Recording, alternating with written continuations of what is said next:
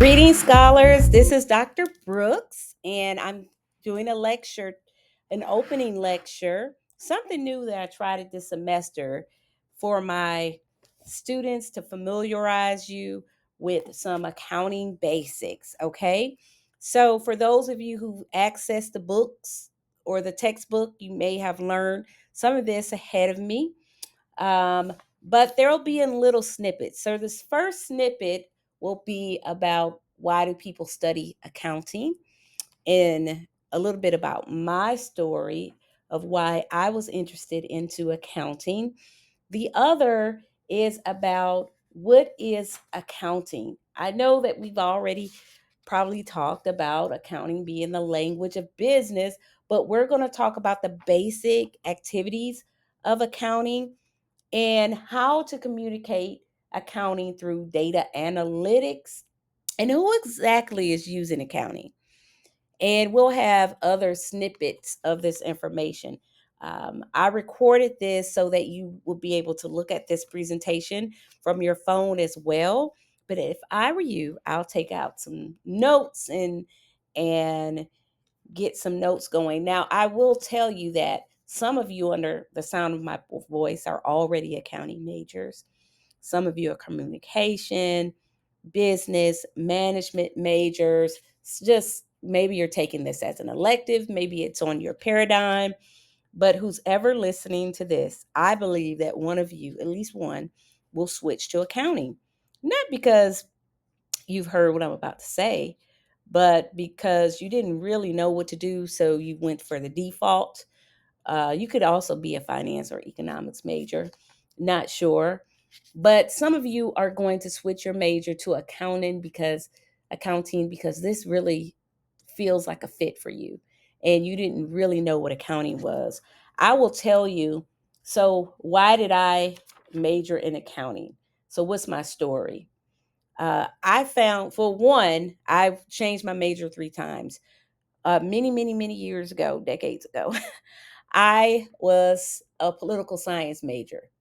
I just knew I was going to be uh, in city council and in Congress, maybe the Senate next, then maybe even in higher forms of government. And that was not so. I didn't get into that major because I was just kind of noodling over what I wanted to do. And something had kind of turned, I think some people should be a political science major, but something turned me off about political science. I was working for an internship for someone in office, and that just really wasn't my thing. So then I decided, okay, let's go into business. I didn't know what an accountant was, what it did, especially back then. We didn't have the internet. Yeah, I'm telling my age, but we didn't have that. So I didn't know what to do to study that. I didn't know that was an option until I took my first principles of accounting course. And I saw accounting. I saw why people picked it. I saw what it meant. And it was a vibe for me. It aligned with what I wanted to do. It spoke to me. And I became that. So I'm not trying to convince you. That's my little dog. Hang on, let me pause. I have to know the numbers. The numbers are vital. It's like the health of the company. It's the vital signs of the company. So, accounting not only is the language of business, it has three basic activities. And in any chapter 1 of any book, some of those activities would be it identifies, it records, and it communicates. I'm going to say it slowly: identify, record, and communicate. Have you ever taken a journal or written in a journal? Some people are journal keepers. I have mine on my notes. I don't do it daily, but sometimes when I have time, I'll write in my journal. So you may keep a journal. You're going to date it and write what happened, who, what, when, where, why, right? So you had to have an event to record. So the identify is the event, right? Some of those, let me give you examples in business what that looks like. The economic event is what we call it. So you're going to identify the economic event to its business. Let's say if we were PepsiCo, you would sell a snack, right? That keyword is sell. Sell is the economic event, right? Sell a snack is selling a good. We know that from marketing, right? Or you may, if you're AT&T, provide a service. So service is a product. A product, by the way, is a good service. And sometimes out of textbooks, they miss the third one, idea. A product is a good, a service, or an idea, because you can sell an idea, especially in this day and time. You can trademark an idea and a patent and sell it, right? So you can sell things. And let's say that you were Facebook and you had to pay payroll. All right. So you had wages. That's an expense. That's the economic event that you would identify. Right. So the next one, so identify, and then the second one was what? Starts with an R. It's record. You're right. So you want to record that event just like you would record in your journal what happened. And it's going to be systematic. And when you have all of these events together, soon you're going to have a history, a historical account of those events. And you're going to have different kind of systems. I recorded mine by date. Some people have one by month. They'll have a journal by month, right? You have a personal journal you write in. Accountants have a journal entry as well that they record the economic event in, right? So it records those events in order to provide a history of its financial activities. So, recording consists of keeping it systematic, as I said. It'll be chronological, of course. It'll be like a chronological diary of events measured in dollars and cents. So, PepsiCo would classify and summarize those economic events. What were all the sales revenue? What were all the expenses like wages? That's expenses, right? What were the uh, accounts payable and all of that? I'm getting a little too ahead of myself. That's going to be another recording that I'm going to do. Then PepsiCo will communicate that collected information. So we got to identify, we got to record, and now we got to communicate that. Who are we communicating this to, really? Who wants to know it? Interested users by means of accounting reports. So, financial reporting is mainly communicated through a common accounting reports. They're also called financial statements. There are three like big ones, but there's five that you're going to learn in this course. And depending on who you are, you want to know all five, not just the big three, right? So it is very important to aggregate this information, because think about how many PepsiCo snacks there are, how many AT&T users there are, how many transactions, that's a lot of big data. We need to summarize that, because the people making the decisions often do not have time to sift through all of that. And think about, if you're an owner, you don't have a business background, you don't have time to do that. You want to look at that aggregated data, right? It's in the aggregate is what we call that, right? And there's a couple of ways to communicate this data. So again, we're going to record, and then we're going to analyze and interpret. So you're going to have an accountant who may do analysis or interpretation of that. I didn't do a lot of identifying or recording in my accounting. I did a little bit in like internship and or at the beginning, but mostly I did a data analysis and interpretation. And I wasn't really a user of the information. I analyzed it, made sense of it for the leadership to make a decision about it. And I said, these are the decisions I recommend based on this data aggregate, right? That's how I did that.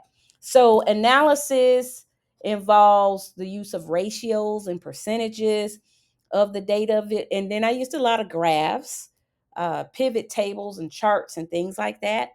If you don't know what a pivot table is, we can do all of that now with AI, but I can show you how to manually do one, a pivot table through Excel. Very easy, 1, 2, 3 step. If you have a data set, how to interpret it, that involves a little more training. And it involves explaining the use and meaning and limitations of the reported data. First of all, you need to know who you're speaking with. If you're speaking to marketing, you're going to interpret it. You're going to interpret the same numbers, but maybe a different way. If you're speaking um, to human resources, it'll be a different way because they want different things from it. And you have to kind of communicate their language. That's why it's good to take all these classes you're taking so you can communicate that.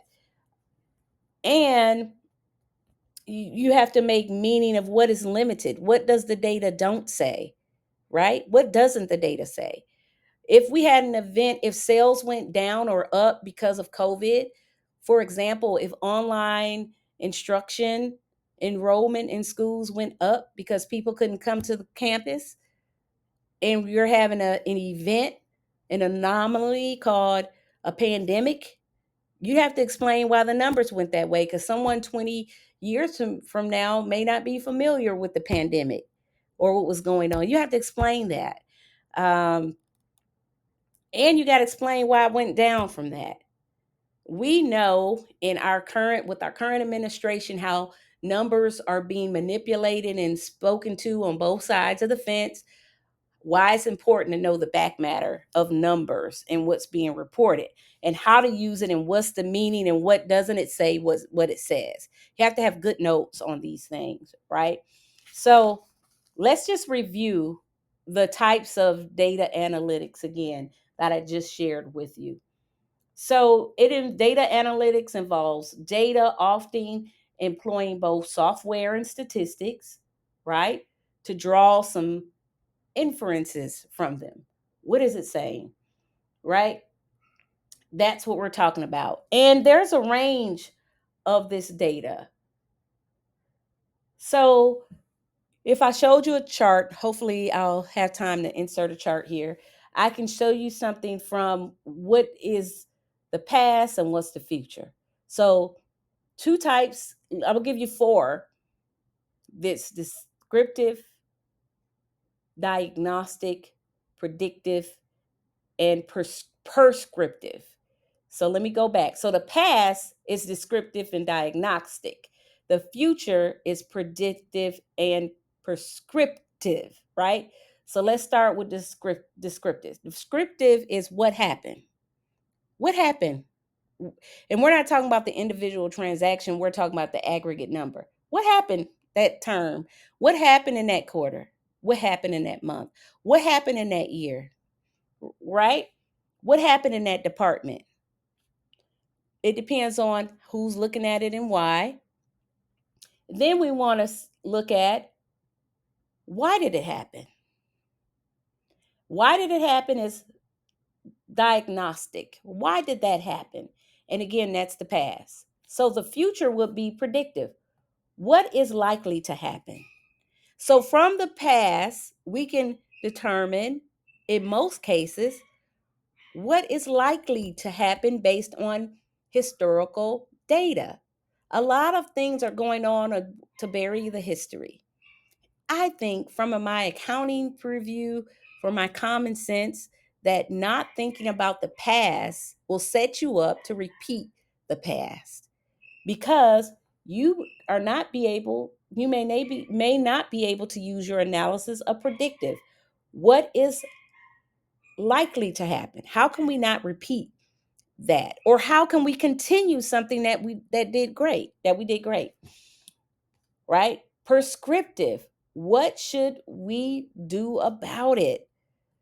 What should we do about it? That's a prescription. You hear that? Prescriptive. What should we do about it? So again, in the past, you have descriptive, diagnostic, what happened, what did it, why did it happen? And then in the future, you have predictive. What is likely to happen? What should we do about it? That is data, 4 types of data analytics. Some of you will be in data analytics for sure. Some of you will be on the recording side. You may be on the recording side now if you work in retail, or if you're dropping off Amazon packages or things like that.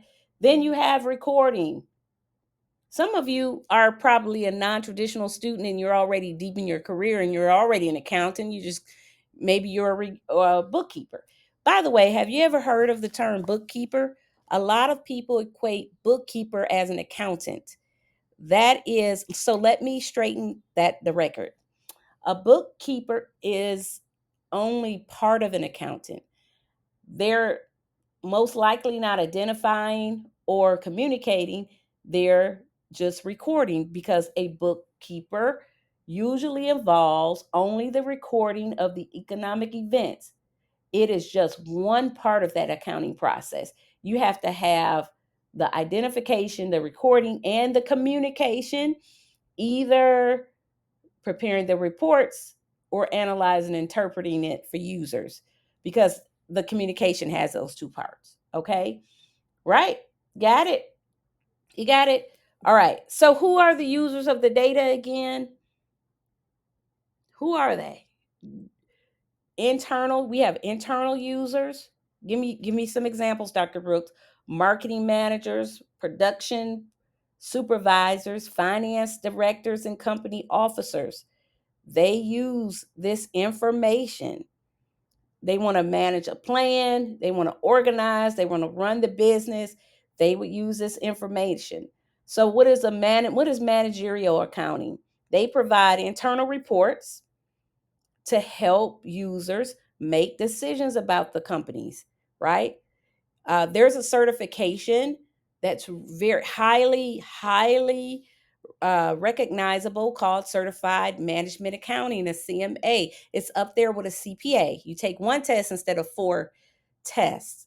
Certified Public Accounting is different, right? But when you hear managerial accounting, it is equivalent to internal uses. So people are looking at the business from the inside out, right? Examples of financial accounting of operations, alternatives, projections of income from sales campaigns and forecasts, cash needs for the next year, because you got to see how much cash you need. You may have to sell some things, right? Sell some stock, raise some stock, something like that, right? So, what are some questions that internal users ask? Is cash sufficient to pay dividends for the stockholders? What price should we change for our newest smartphone model? Right? What we can afford to give our employees pay raises this year. We know that Starbucks just this year gave all the employees 2%. Do you think that was good compared to the previous year? Well, you would have to know the history to be able to determine that, right? And what you give them this year will set expectations for next year. Or did they even get a raise? So that's how you have to know that data, right? Which product line is the most profitable? Should the product lines be eliminated? I have had to make suggestions to eliminate a product. And I worked with corporate customers. So we had to eliminate products that corporate customers use, because we were losing money on providing that service when I worked in banking, on the corporate side of the data analysis. All right. External users are investors and creditors. This is so very important. Many of you are investors. If you're doing investing in stock through your 401k or Robinhood, playing in the stock market, you're investors, right? You're investing in yourself with your education. All right, investors are owners. They use accounting information to decide whether to buy, hold, or sell ownership shares to a company. Creditors, such as suppliers and bankers, use accounting information to evaluate the risk, granting credit and lending money. right? So creditors want to know about your finances just as if you were an individual and you a creditor, a bank or Visa or American Express. You want to get that purple American Express card. Well, American Express would like to know your financial history. I told you history was important. They want to know what you did and why you did it, and they want to know, will you do it again? So they want to know your credit score, your credit history, how many payments you missed, things like that, right? Uh, let's see, taxing authorities, they're external users. The IRS, they want to know every year what you're doing, and if you are a company, they want to know every quarter. And even if you're a nonprofit organization, they want to know every 3 to 4 years. Yeah, they want to know your history. So I'm going to stop right there because there's a lot for you to digest, and stay tuned for the next lesson.